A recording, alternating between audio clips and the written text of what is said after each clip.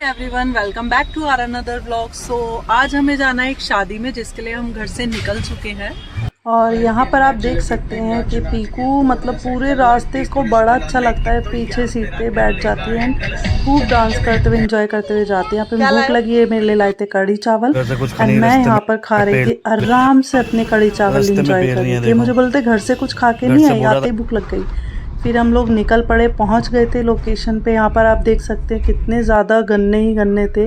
Finally गांव की गलियों में पहुंचकर हम सीधा पहुंच गए शादी वाले घर में। जाते ही हमको ये मिठाई मिली एंड मिली चाय।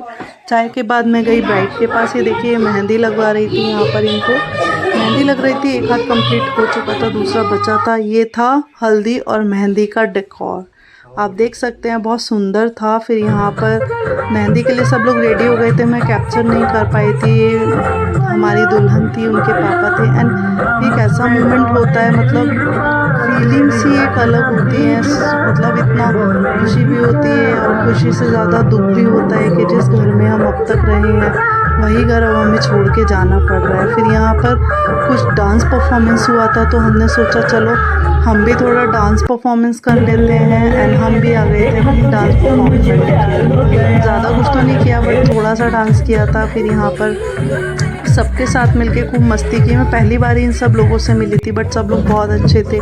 फिर चूड़ियों का न्यू ट्रेंड मैंने सोचा चलो ठीक है फ्लॉन्ट कर ही देते हैं। मैंने डाला ये, पापा अपनी ड्यूटी करते हुए, मम्मा को एंजॉय करना है तो पापा को तो रिस्पॉन्सिबिलिटी लेनी पड़ेगी। फिर ये बारात आ चुकी थी एंड यहाँ पर देखिए कलावा लोगों ने बांधा हुआ था। ये पहली बार मैं देख रही हूँ दूल्हा जो तलवार लेके आता है उसको पहली बार यूज़ करते हुए। चलो भाई ये किसी काम तो आई। उसके बाद हम लोगों ने एंजॉय किया। फिर यहाँ पर ब्राइड आ गई थी, हमने सभी भाई अपनी ब्राइड का वेलकम कर रहे थे। बहुत अच्छा मतलब मुझे लगा सबका बॉन्ड देख के। फिर ये हाथ थमा दिया था हमने दूल्हे के हाथ में कि भैया अब तुम्हारी रिस्पॉन्सिबिलिटी है, तुम संभालो। फिर यहाँ पर ये जयमाला हुई एंड जयमाला होने के बाद में ही ब्राइड एंड ग्रूम का डांस होना था।